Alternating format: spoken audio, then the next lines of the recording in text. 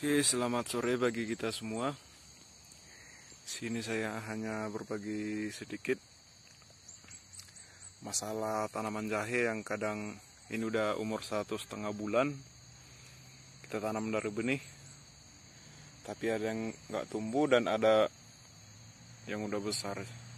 Jadi kemungkinannya banyak penyebabnya. Satu dari bibit itu tadi terlalu muda. Biasanya itu dari bagian-bagian ujung dari rimpang jahe yang kita potong.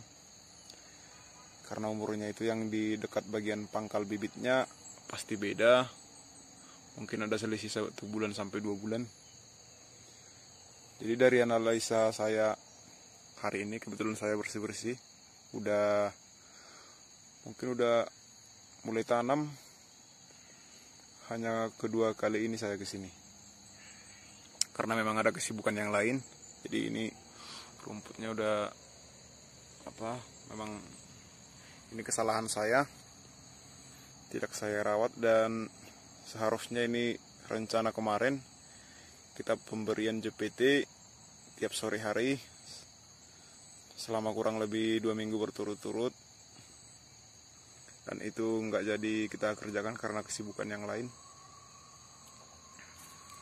Jadi tadi udah ada yang saya cek benih bibitnya yang nggak tumbuh. Ternyata ada, karena di sini kebetulan musim hujan, jadi bibitnya ada yang terlalu dalam tertanam, ditimbun karena terbawa hujan, air hujan, tanahnya bukan kita sengaja. Jadi kesimpulan saya, kalau nanam benih itu, ini memang kebetulan lahan mereng, jadi yang posisi-posisi agak di bawah dia sering ketimbun, dan yang posisi di atas dia malah terkikis tanahnya, jadi rimpangnya kelihatan nggak kena kubur semua. Jadi dari kesimpulan saya di sini yang saya dapat, kalau dia bibit terlalu dalam tertanam, pastinya 90% lambat. Ini dengan perlakuan yang sama ya, perlakuan yang sama semua. Tidak ada istilahnya ini pakai JPT ini, enggak. Jadi yang terlalu dalam tertimbun memang pertumbuhannya memang lambat dari yang tertimbun sedikit. Dan ada lagi, tadi dari saya analisa dari beberapa yang tanahnya terbawa air hujan, jadi rimpang bibitnya nongol, tadi udah saya timbun, dan itu pun memang belum tumbuh-tumbuh. Jadi sebaiknya kalau posisi benih jahe itu jangan sampai kelihatan. Kalau bisa tertimbun, tapi jangan juga terlalu dalam, cukup tipis-tipis saja. Jadi kalau dia di bawah hujan, sebaiknya dicek berkala tanamannya biar bisa merata tumbuhnya, ditimbun lagi. Kalau ada yang terbawa air hujan tanahnya yang menimbun, atau ada yang malah tertimbun makin dalam.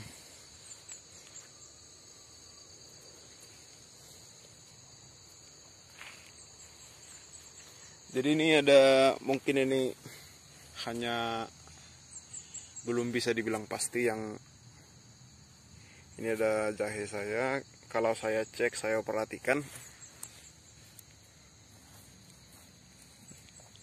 yang dia tertimbun hanya di bagian tunas.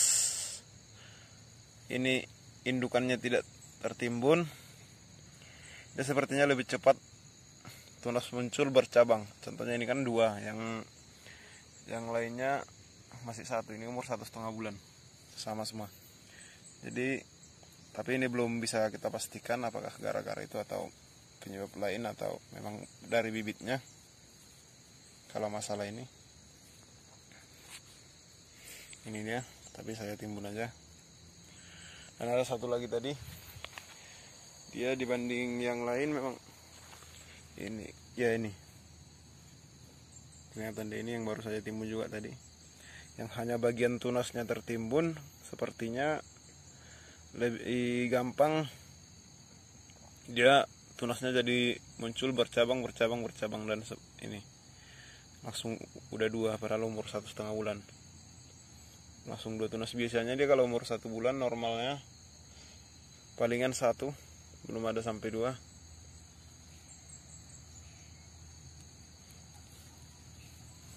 Jadi ini hanya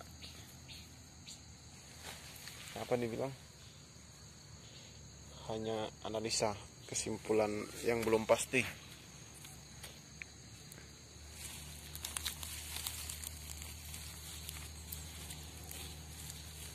Jadi memang ada kesalahan di saya ini. Mulai saya tanam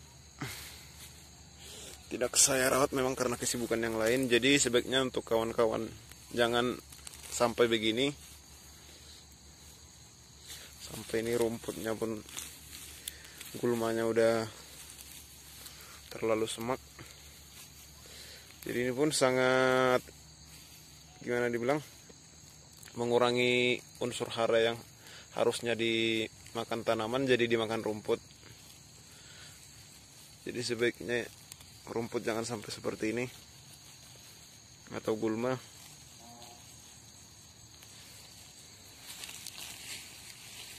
Nah ini dia, ini masih kecil pastinya, ini terlalu dalam. Nah ini terlalu dalam sampai setebal ini timbunnya. Jadi sebaiknya jangan sampai setebal itu. Yang penting tertimbun tapi tipis.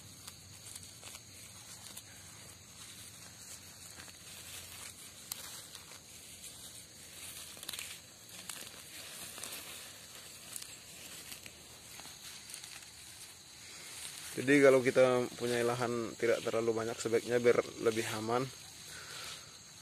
pencabutan gulmanya pakai tangan aja, jangan pakai cangkul. Tapi kalau mungkin untuk lahan yang berhektar mungkin agak susah, lama selesainya. Soalnya tanaman jahe agak gimana dibilang, kalau bisa bagian akar atau yang lainnya jangan sampai terganggu saat pembersihan gulma. Karena tanaman yang termasuk tanaman yang gampang terkena penyakit. Apalagi seperti musim hujan, kalau contohnya ini kita pangkas, atau kan ada cara-cara sebagian orang untuk memperbanyak anakan dengan cara memangkas. Sebaiknya kalau untuk musim hujan jangan, karena itu jadinya bisa memancing penyakit datang.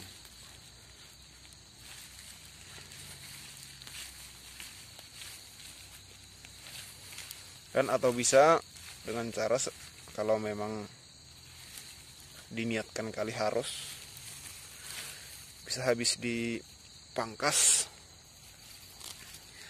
dispraykan H2O2 untuk mencegah infeksi dari bekas pemotongan itu,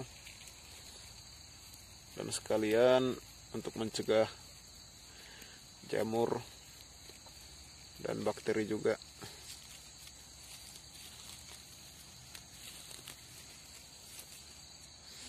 Jadi ini memang makanya tanamannya nggak normal pertumbuhannya, gara-gara memang kesalahan dari kita.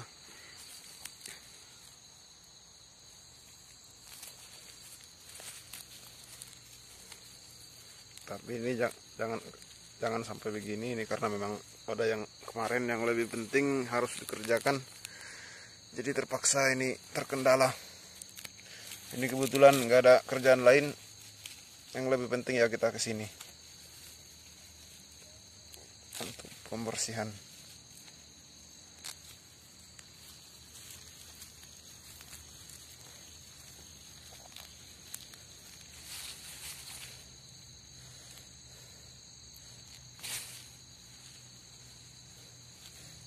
Jadi nanti ini udah, kalau umur 2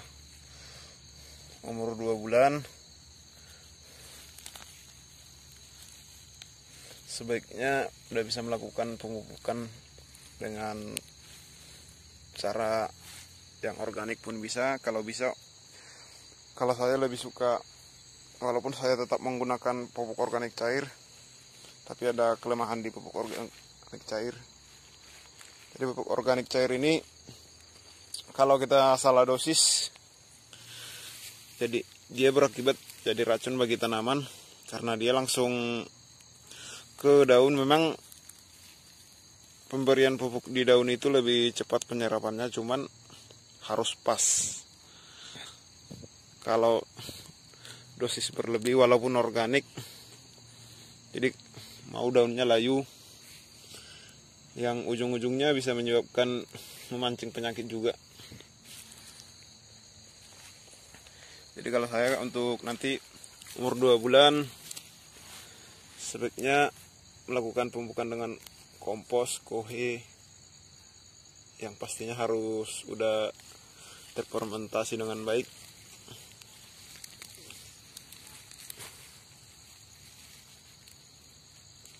Jadi untuk umur-umur segini, umur-umur masa vegetatif itu memang sangat baik diberikan. Jadi saya yang cair hanya rencana ini, hanya JPT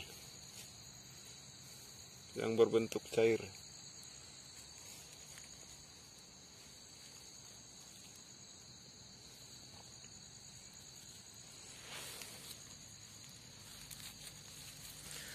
Jadi memang bagi yang agak sulit mendapatkan pupuk organik padat, jadi kalau ini untuk masa pertumbuhan sebaiknya menggunakan unsur hara yang mengandung, terutama NPK-nya harus ada juga, nitrogen, fosfor, kalium, dan kalsium, magnesium, dan sulfur.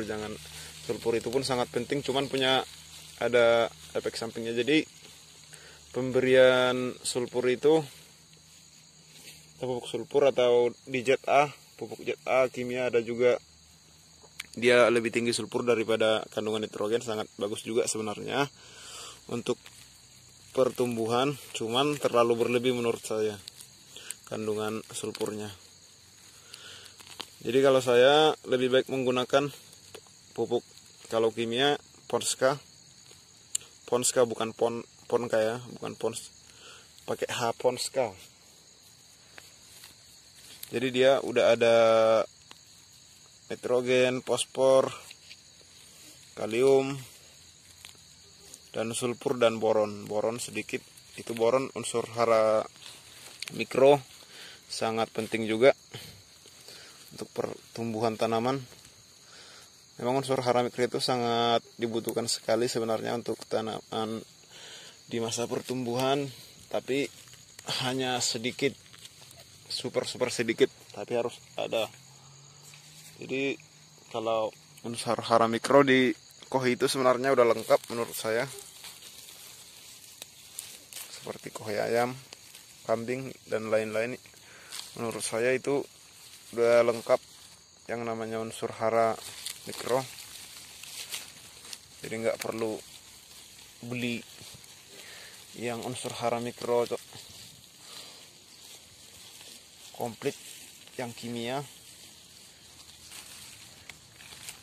Maksud saya memang semua yang di dunia ini kimia semua, cuman maksud saya bukan itu pupuk kimia sintetis seperti yang saya bilang tadi, seperti apa, Ponska.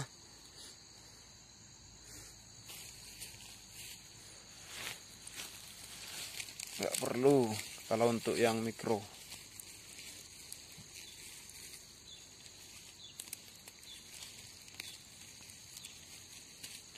Jadi untuk melengkapi yang saya bilang pertama tadi, kita sekalian mencampur dengan pupuk pembenah tanah atau dolomit. Di situ ada kandungan kalsium, magnesium. Jadi sekalian, jadi komplit. Jadi cukup hanya menggunakan, kalau saya cukup hanya menggunakan dua pupuk nantinya, macam pupuk itu aja, dolomit dan Polska. Jadi untuk pemupukan jahe sebaiknya dilakukan seperti bertingkat. Jangan melakukan atau langsung banyak tiba-tiba atau merata seterusnya. Kalau bisa sebaiknya contohnya kita memupuk pertama di awal. Ini tanaman umur 2 bulan. Kalau udah umur 2 bulan nantinya, ini sekitar 2 minggu lagi. Jadi kita kasih setengah sendok makan udah cukup. Jadi nanti untuk kalau bisa, kalau memang kita rajin atau nggak ada halangan, kalau bisa 1 kali 1 bulan pemberian. Jadi nanti naik. Jadi batas pupuk yang saya katakan tadi untuk batas sampai di umur 4 bulan aja, karena usia 4 bulan ke atas sebaiknya kita menggunakan pupuk masa generatif atau masa pembuahan. Jadi kita jangan memakai pupuk itu lagi.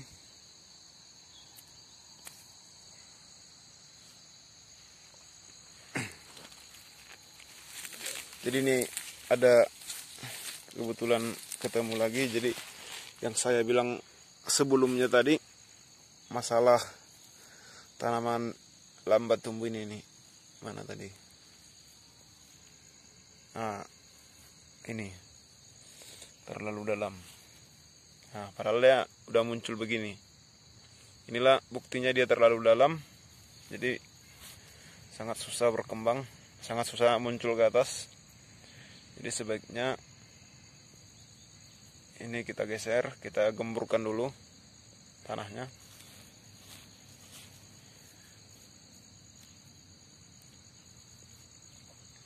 Kita timbun lagi tipis.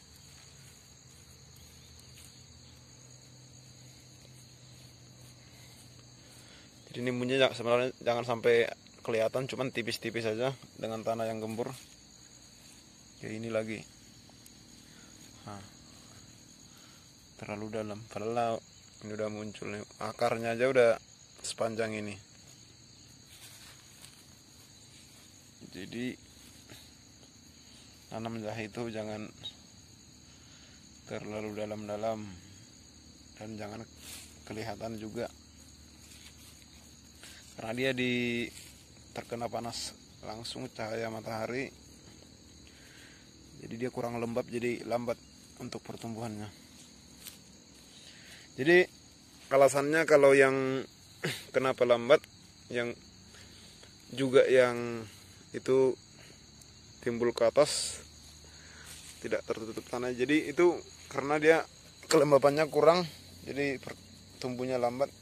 Jadi kalau yang terlalu dalam bukan masalah lembabnya yang kurang, tapi dia untuk proses menuju ke atas itu terhambat, seperti tertekan.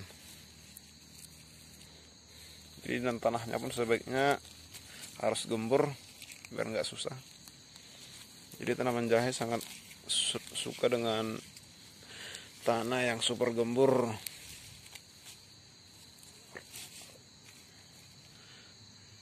Jadi jangan kayak tanah liat susah.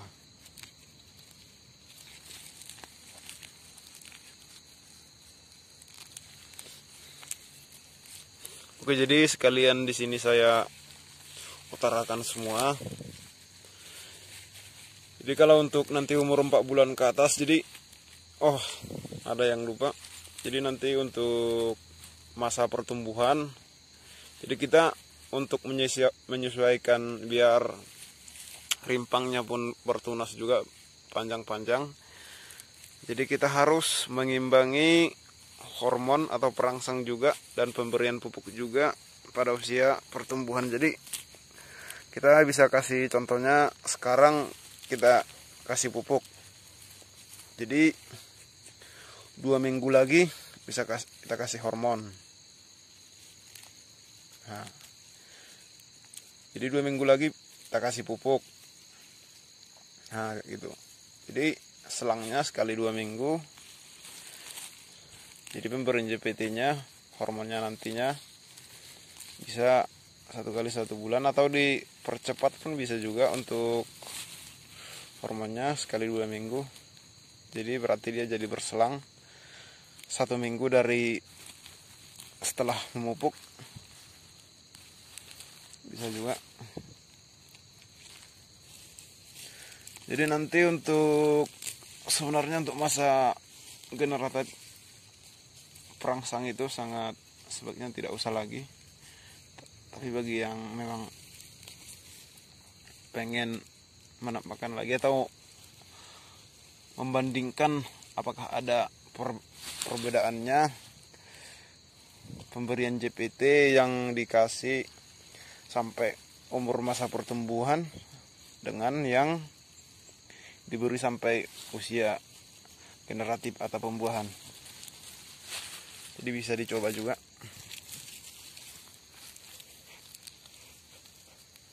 Jadi kalau saya prinsip begini, kalau udah masuk usia generatif itu, jadi dia kita fokuskan untuk pembuahan aja, untuk pembesaran aja, pembesaran rimpang.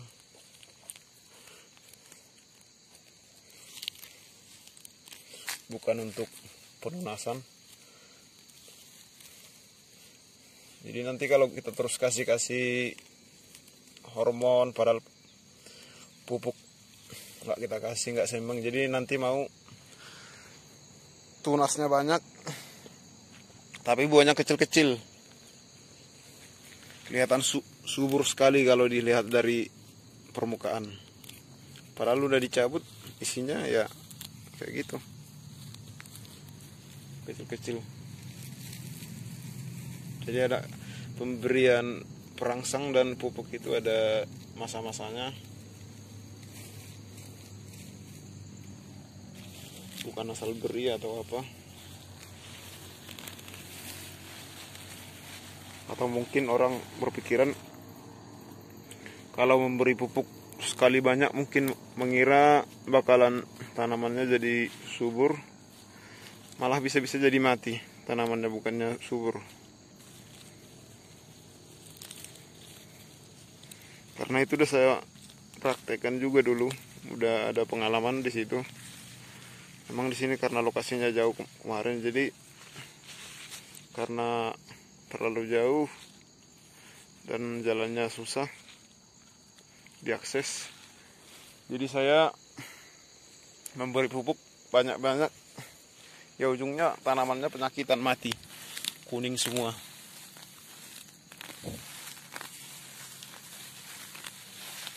Apalagi sampai terkena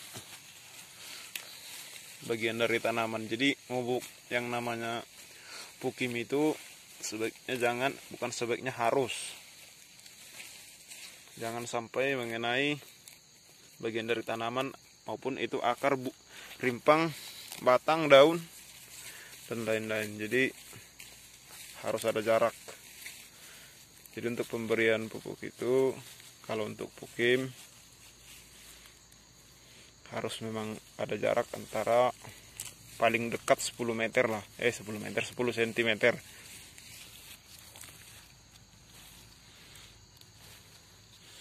Itu pun untuk tanaman yang masih muda, karena dia akarnya belum panjang, belum jauh bisa menyerap unsur hara yang di sekelilingnya. Jadi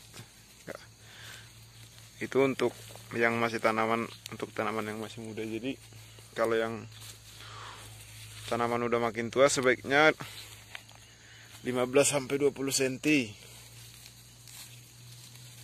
atau mungkin dilebihkan dari 20 cm, nggak apa-apa kalau memang tanamannya subur banget.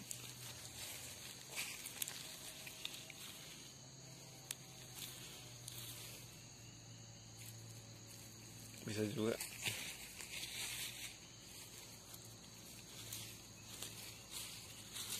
Jadi ini kalau saya untuk pupuk usia masa generatif atau usia masa pembuahan, untuk memaksimalkannya kita menggunakan, kalau di pukim kita menggunakan NPK profesional yang kandung kaliumnya tinggi,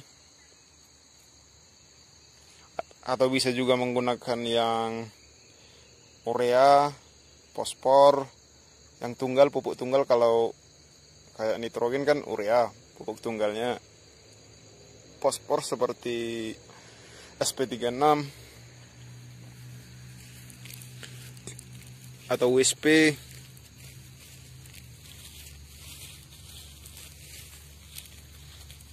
Dan KCl untuk kaliumnya.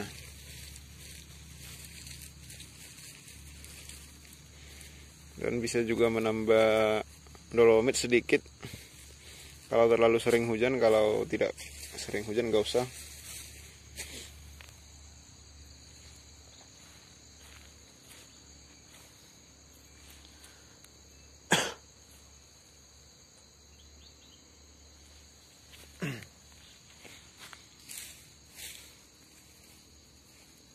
Jadi kalau yang untuk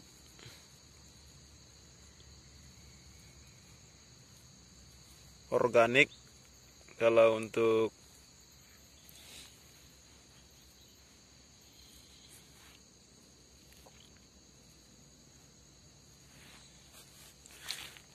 masa generatif,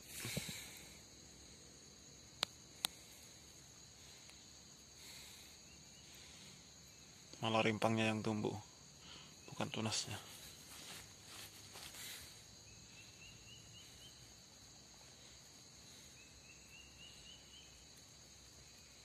Jadi ini saya mengingatkan, jadi fungsi agak kita alihkan dulu pembicaraan untuk fungsi seperti JPT kemarin yang saya buat itu. Inilah sangat, memang menurut saya luar biasa hasilnya. Segini dia udah muncul rimpang, tunas belum, akar udah. Tapi ini memang karena terlalu dalam juga,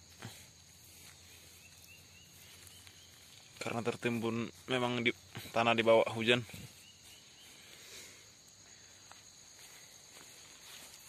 Jadi kalau kita ulang untuk masa generatif, kita kalau yang organik menggunakan, jadi saya dapat info, cuman ini belum kita beberkan. Ini heran saya, ini pupuk organik tapi mengandung 32% kalium. Tapi ini belum kita uji coba, ada dapat info dari berbagai percobaan dari teman. Jadi memang ini katanya udah dianalisa juga, udah, cuman kita uji coba dulu gimana perbandingannya nanti. Jadi kalau memang yang organik, yang untuk sementara ini yang kita tahu untuk pupuk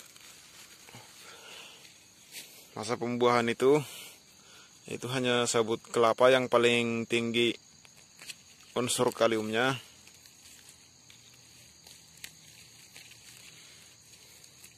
Dengan bisa menambah bahan-bahan organik yang lain.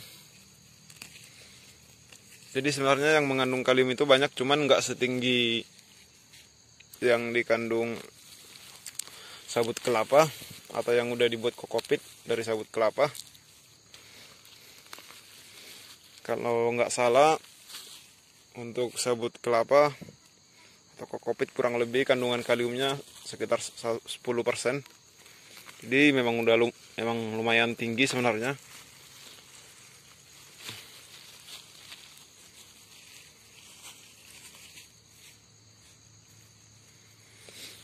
Dan bisa ditambah dengan kalau ada bekas jerami padi, itu pun mengandung kalium juga. Kalau bisa yang udah busuk, udah betul-betul matang, udah terurai dengan baik. Dan daun bambu, kalau ada daun bambu, jadi daun bambu ini pun sangat mengandung kalium juga, dan manfaatnya pun banyak, bukan cuma hanya sebagai pupuk atau unsur hara. Jadi dia bisa juga sebagai fungisida untuk jangka panjang, walaupun tidak sehebat yang kita berikan rutin. dia bisa membantulah mengurangi hama-hama jamur bakteri tanaman, walaupun tidak sebagus yang saya bilang tadi. Dan bambu itu memang banyak lah manfaatnya, bisa juga sebagai untuk tanamannya, bisa juga sebagai mulsa. Kita kayak gini kita berikan di pinggir-pinggir tanaman, kita kelilingkan, jadi gulmanya nggak cepat tumbuh, dan sekalian pupuk juga, dan sekalian fungisida juga. Dan yang namanya dari bagian bambu banyak mengandung, jadi mikroba pengurai itu pun ada juga dikandung dari daun bambu. Jadi seperti pembuatan CPT saya yang kemarin, saya tidak menggunakan mikroba yang dijual di pasaran sebagai pengurainya. Saya hanya menggunakan cukup dengan rebung bambu. Jadi memang di bambu itu sangat banyak sekali manfaat-manfaat untuk tanaman. Cuman sebagian orang itu mungkin merasa ribet, tapi itu sangat banyak manfaatnya. Jadi oke. Mungkin hari ini hanya itu yang bisa saya bagikan buat teman-teman, terkhusus untuk petani jahe, karena saya memang hanya mendalami untuk sementara waktu ini, hanya mendalami tanaman jahe, belum tertarik dengan tanaman yang lain. Tapi pada umumnya tanaman itu tidak jauh berbeda.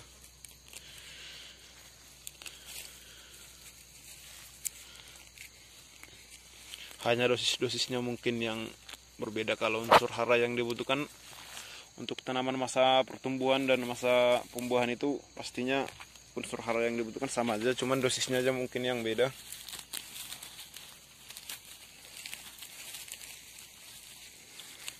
Dan untuk JPT pun sama.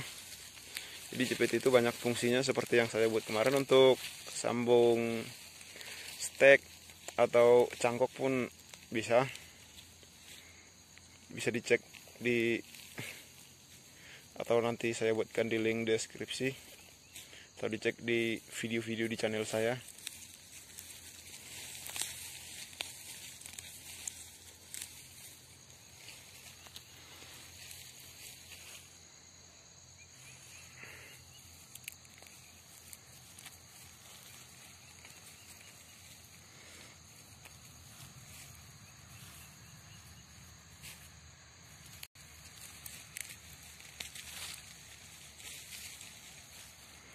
Oke, terima kasih. Hanya segitu yang bisa saya bagikan, dan mudah-mudahan sangat bermanfaat, terutama petani jahe. Dan semoga kita bisa makin sukses nantinya, dan harga jahe pun kalau bisa jangan, karena ada info mengatakan jahe bakalan turun. Kalau saya berprinsip rezeki Tuhan yang ngatur, jadi nggak usah terlalu memikirkan masalah harga. Oke, terima kasih.